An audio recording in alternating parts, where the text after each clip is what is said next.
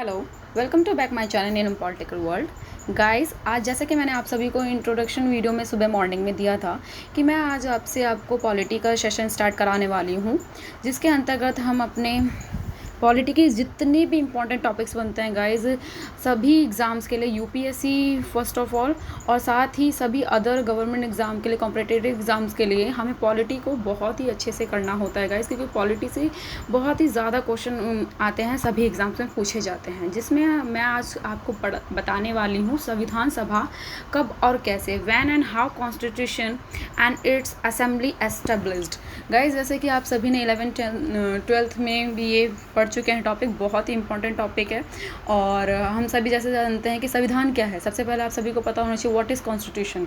Constitution एक ऐसी book है हमारे देश में या सभी देशों के लिए जो होती है, जो किसी भी देश की व्यवस्था किस प्रकार से चले जाए, किस तरीके से एक राज्य को चलाया जाए, कैसे कार्य किए जाए जिससे उसका विकास हो, उसके संबंधित एक पुस्तक होती है जिसके द्वारा उस देश का शासन चलाया जाता है। उसी को हम संविधान कहते हैं। संविधान सही शब्दों में समझें, सीधे अर्थों में, तो वही एक ऐसे नियमों का समूह है जिसके द्वारा हम किसी भी देश का शासन चलाया जाता है, उसे हम संविधान कहते हैं। तो संविधान किसके द्वारा बनाया जाता है? ऑफकोर्स संविधान सभा के द्वारा बनाया जाता है। असेंबली एक सदस्यों का समूह होता है जिसके द्वारा बनाया जाता है। और हमारे देश में गाइस, भारतीय संविधान सभा का निर्माण अप्रत्यक्ष रूप से हुआ था, लेकिन सभी सर्वसम्मति से किया गया था 1946 ईस्वी में। हमारे संविधान सभा का गठन कब हुआ, ये डेट है, बहुत इंपॉर्टेंट मंथ हो जाता है और ईयर हमारे लिए, कि जुलाई 1946 ईस्वी में ही हमारे संविधान सभा का गठन हुआ था। और इसकी सबसे पहली बैठक कब हुई थी?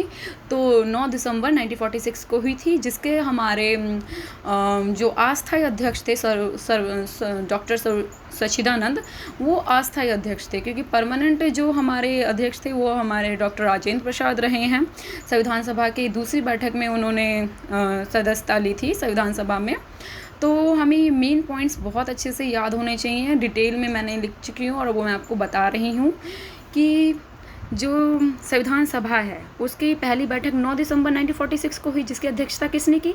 डॉक्टर सच्चिदानंद ने। ओके, कब की हुई थी? 9 दिसंबर 1946 को। तो इस तरीके से आप याद कर सकते हैं, डॉक्टर सच्चिदानंद ने 1946 में 9 दिसंबर में अस्थायी सदस्यता दी थी संविधान सभा में। और संविधान सभा में जो स्थायी सदस्य हैं वो हमारे डॉक्टर राजेंद्र प्रसाद हैं, जो कि हमारे भारतीय के पहले राष्ट्रपति भी रह चुके हैं। First president of India doctor Rajendra Prasad हैं, जो कि संविधान सभा के स्थायी अध्यक्ष भी थे। संविधान सभा में प्रारूप समिति के अध्यक्ष डॉक्टर भीमराव अंबेडकर थे, जिन्होंने हमारे संविधान निर्माण में बहुत ही बड़ा योगदान दिया है। जैसे कि आप सभी जानते हैं गाइस, डॉक्टर भीमराव अंबेडकर ने इतने अनेक देशों का कॉन्स्टिट्यूशन रीड आउट करने के बाद 192 लगभग देशों का संविधान उन्होंने एनालिसिस करा, पढ़ा।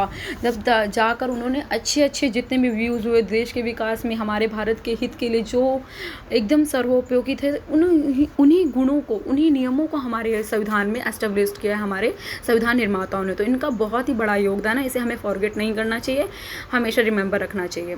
तो संविधान सभा के प्रारूप समिति के अध्यक्ष कौन है? डॉक्टर भीमराव अम्बेडकर, जिनमें जो प्रारूप समिति है कुल सदस्य 7 थे, और मेनली इसमें अध्यक्ष थे हमारे डॉक्टर भीमराव अम्बेडकर और NK अय्यर और अन्य और कृष्णामाचारी तरीके के सदस्य थे, तो जो कि मैं आपको प्रेमबल के अंदर बताऊंगी गाइस। तो ये अभी हमारा टॉपिक चल रहा है पार्ट 1 क्लास पॉलिटी की, जिसके अंतर्गत मैं आपको संविधान सभा कब और कैसे इससे रिलेटेड ही बताने वाली हूँ। और आगे हम ऐसे ही पार्ट 2 पार्ट 3 करते हुए अपनी पॉलिटी को आगे लेके चलेंगे और अच्छे से एनालिसिस करेंगे, याद करेंगे, साथ में अंडरस्टैंड करते हुए अपने सिलेबस को कंप्लीट करेंगे।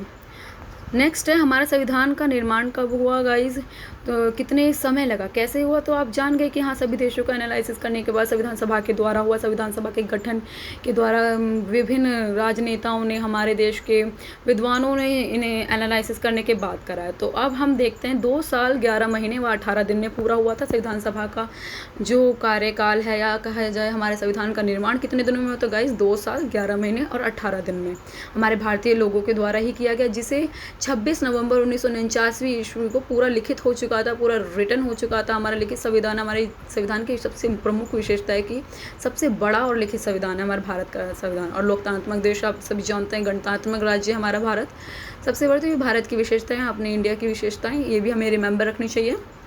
और हमारा भारतीय संविधान देखें तो हमारा 26 जनवरी 1950 को ईस्वी को लागू हुआ है, जिसे हम हर वर्ष गणतंत्र दिवस के रूप में मनाते हैं ना, रिपब्लिक डे के रूप में हम ऑल ईयर अपने 26 जनवरी को सेलिब्रेट करते हैं, क्योंकि इसी दिन हमारा संविधान लागू हुआ था, इम्प्लीमेंटेशन में स्टार्ट हो गया था। हमारे संविधान में कुल 395 अनुच्छेद हैं तथा 22 भागों में विभाजित है वो, एवं पहले 8 अनुसूचियाँ थी जो कि अब 12 कर दी गई कुछ बदलावों के द्वारा। कुछ परिवर्तन होते हैं संविधान में, अमेंडमेंट्स भी वो चलते रहते हैं, संशोधन होते रहते हैं समय के अनुसार, क्योंकि परिस्थितियों के अनुसार कुछ बदलाव किए जाने चाहिए, हमारे संविधान निर्माताओं ने भी कहा था। तो संशोधन करने की शक्ति इसी के तहत 8 अनुसूचियों से 12 अनुसूचियाँ कर दी गई हैं गाइज। अब वर्तमान में 12 अनुसूचियाँ हैं, जिसके अंतर्गत अनुसूचियों में क्या होता है, उसमें दिखाया जाता है कि किस प्रकार राज्य का संचालन होगा, संघ के पास कितनी शक्तियाँ होंगी, उनके वेतन क्या होगा, है ना। सेकेंड अनुसूची में ये बताया गया है कि हाँ, कि सरकारी पद के लिए विभिन्न जो हमारे सिविल सर्विसेज के प्रशासक के अधिकारी होते हैं उनकी वेतन के बारे में, राजनेताओं के वेतन के बारे में सब कुछ लिखित है इस अनुसूचियों में, और साथ ही उनके कार्य, शक्तियाँ, इन सभी का विभाजन किया गया 12 अनुसूचियों के अंतर्गत। और हमारे संविधान की प्रस्तावना जो है गाइस, उद्देश्य का, जिसे हम प्रेम्बल भी कहते हैं, वो संविधान की कुंजी कहलाते हैं और आत्मा भी कहा जाता है। संविधान की आत्मा, संविधान की कुंजी कौन है? प्रस्तावना, प्रेम्बल, क्योंकि प्रेम्बल में ही लिखा गया है पूरे साफ साफ शब्दों में कि हम भारत के लोग भारत को संपूर्ण संप्रभु, है ना, एकात्मक गणतात्मक राज्य बनाने के लिए क्या करते हैं। तो मैं आपको ये वाले जो टॉपिक है प्रेम्बल आगे पढ़ाने वाली हूँ। तो इसमें हमें संविधान सभा के अंतर्गत ही देखना है। तो इसमें एक और टॉपिक इंपॉर्टेंट निकलता है गाइस, कि जैसे हम 13 दिसंबर को जो प्रेम्बल है वो संविधान सभा में किसने प्रस्तुत किया था, ये क्वेश्चन बनता है। तो जवाहरलाल नेहरू ने, हमारे प्रथम प्रधानमंत्री एवं कहें तो संघ समिति के अध्यक्ष भी कौन थे? जवाहरलाल नेहरू, पंडित जवाहरलाल नेहरू। उन्होंने संविधान सभा में प्रस्ताव पारित किया था प्रेम्बल के लिए कि हाँ, ये हमें सबसे फर्स्ट पेज पे लगाना चाहिए अपने कॉन्स्टिट्यूशन के अंतर्गत। एवं 22 जनवरी को 1947 में इसे लागू किया गया। उन्होंने प्रस्ताव कब रखा? नेहरू जी ने, ये ध्यान रखिए, 13 दिसंबर 1946 को उन्होंने प्रस्ताव रखा कि हाँ, प्रेम्बल होना चाहिए। और प्रेम्बल को मंजूरी कब मिली? 22 जनवरी 1947 को ये संविधान सभा द्वारा सभी के द्वारा लागू कर दिया गया। अब नेक्स्ट टॉपिक बनता है गाइस कि हमारा जो भारत का संविधान है इतना बड़ा है, इतनी सारी विशेषताएं हमारे भारत के संविधान, तो वो कैसे है? हमारे भारतीय संविधान ने अनेक अन्य देशों का जो है कॉन्स्टिट्यूशन रीड आउट करा है और अच्छे अच्छे गुणों को अपनाया है। तो विभिन्न प्रकार के देश हैं, विभिन्न देशों से भारत ने उनके गुणों को लिया। लाइक ब्रिटेन से क्या लिया है? ब्रिटेन की राजधानी लंदन है, और लंदन से हमारे भारत ने लिया है संसदीय शासन, संसद की कैसी, पार्लियामेंट सिस्टम कैसा होगा, विधि निर्माण की प्रक्रिया यानी कि लॉ रेगुलेशंस कैसे बनते हैं। लाइक पहले किस सभा में मांग की जाती है, डिमांड की जाती है लोगों के द्वारा, फिर उसे दोनों सभाओं में जाता है, लॉ पास होने के लिए कितना बड़ा रूल रेगुलेशन होता है। तो इसकी जो विधि की निर्माण की प्रक्रिया है वो भी हमने ब्रिटेन से लिए। साथ ही एकल नागरिकता, भारत में एकल नागरिकता को मंजूरी दी गई है गाइस। आप सभी जानते हैं कि यहाँ पे वन सिविलाइजेशन ही है। एंड द्विसदनीय राज्यसभा, यानी द्विसदनीयों को वो दिया गया, व्यवस्था को मंजूरी किया गया है, जिसमें राज्यसभा और लोकसभा से संबंधित कार्य करे जाते हैं। संयुक्त राज्य अमेरिका से क्या लिया? हमने यूएसए से प्रस्तावना, यानी प्रेम्बल की जो लाइन्स है वो हमने प्रस्तावना संयुक्त राज्य अमेरिका से लिए। मौलिक अधिकार, फंडामेंटल राइट्स, न्यायिक पुनरावलोकन की स्वतंत्रता, यानी कि न्याय के हम फिर जस्टिस के लिए दोबारा मांग कर सकते हैं। कुछ अगर लॉ रेगुलेशन में हमें प्रॉब्लम लगती है तो हम मांग उठा सकते हैं, न्यायिक का पुनरावलोकन कर सकते हैं। साथ ही सर्वोच्च न्यायालय का गठन कैसे होगा? हमारे सर्वोच्च न्यायालय का गठन, उसमें कितने जज होंगे, कैसे उनकी वेतन होंगे, उन सब का गठन के बारे में भी, सर्वोच्च न्यायालय के गठन के बारे में हम संयुक्त राज्य अमेरिका से लिए एवं उनकी शक्तियाँ, राष्ट्रपति पे महाभियोग एवं उपराष्ट्रपति का पद आदि, ये सभी किससे लिया गया? संयुक्त राज्य अमेरिका से। अब नेक्स्ट है कनाडा।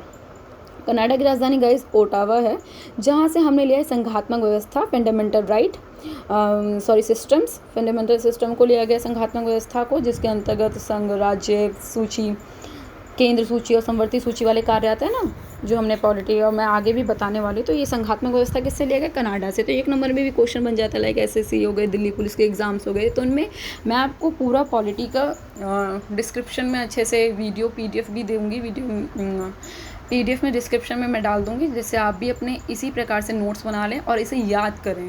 ओके, क्योंकि बहुत इंपॉर्टेंट है, इससे छोटे छोटे नोट्स भी बन सकते हैं और साथ में मेंस के लिए भी प्रिपरेशन के लिए नोट्स परफेक्ट हैं guys. You can also write about mains. तो कनाडा से क्या लिया, संघात्मक व्यवस्था को लिया गया है और राज्यपाल की नियुक्ति कैसे होगी, और आवश्यक शक्तियों का केंद्र के पास होना, केंद्र के पास ज़्यादा स्पेशल शक्तियाँ होती हैं, राज्य से ज़्यादा किसके पास होती हैं, केंद्र सरकार के पास होती हैं। और आयरलैंड से क्या लिया गया, राज्य की नीति निर्देशक तत्व, जो सरकार को क्या क्या करना चाहिए, उनके नीति निर्देशक तत्व जो भाग 4 में दिए गए हैं हमारे कॉन्स्टिट्यूशन के, उसे आयरलैंड से लिया गया। राष्ट्रपति का निर्वाचन किस प्रकार होगा, राज्यसभा में सदस्यों के मनोनीत करने की शक्ति का प्रावधान, यानी हमारे प्रेसिडेंट के पास गाइज एक ऐसा राइट होता है जिसके द्वारा वो 12 प्रसिद्ध लोगों को, फेमस अच्छे विद्वान लोगों को वो राज्यसभा में मेंबर बना सकते हैं। तो ये जो मनोनीत करने की शक्ति है ना, वो भी आयरलैंड से ली गई है। जर्मनी से नेक्स्ट है, जर्मनी से हमने क्या लिया है, हमारे देश ने आपातकाल का प्रावधान लिया गया है कि इमरजेंसी में कौन किसके पास कितनी शक्तियाँ आ जाती हैं। लाइक प्रधानमंत्री इंदिरा गांधी के समय में आपातकाल लगाया गया था गाइस, तो इसके बारे में जो भी प्रोविज़न्स हैं आपातकाल के 3 प्रकार के अनुच्छेदों में जो दिया गया है, 3 भागों में विभाजित है, 3 प्रकार के आपातकाल होते हैं। मैं आने वाली वीडियोस में उसे भी आपको अच्छे से बता दूंगी। तो जर्मनी से आप इतना रिमेंबर रखिए, अभी आपातकाल का प्रावधान लिया गया है। ऑस्ट्रेलिया से प्रस्तावना की भाषा, यानी जो हमारे प्रियम्बल की लैंग्वेज जिस तरीके से बोला गया है प्रस्तावना को, उसकी जो भाषा है वो ऑस्ट्रेलिया से ली गई है। साथ ही समवर्ती सूची, केंद्र सूची एवं राज्य के संबंध जो हैं वो ऑस्ट्रेलिया से लिए गए हैं। फ्रांस के देश से, यानी फ्रांस से हमने कॉन्स्टिट्यूशन से उनसे क्या सीखा है, गणतंत्रात्मक राज्य का प्रावधान, कि इंडिया एक डेमोक्रेटिक कंट्री होने के साथ साथ गणतंत्रात्मक भी है ना, जिसमें लोगों की रिप्रेजेंटेटिव की बात देखा जाता है। उन्हें प्रेसिडेंट होते हैं, जहाँ पे गणतंत्र में प्रेसिडेंट को उनकी सीट और शक्ति पद सबसे ज़्यादा सर्वोच्च माना जाता है। हमारे सर्वोच्च पद देखें तो पूरे देश में राष्ट्रपति का पद होता है। ये गणतंत्रात्मक राज्य की विशेषता होती है गाइस। रूस से क्या लिया, मौलिक कर्तव्यों को लिया गया, रूस से मौलिक कर्तव्यों को लिया गया है।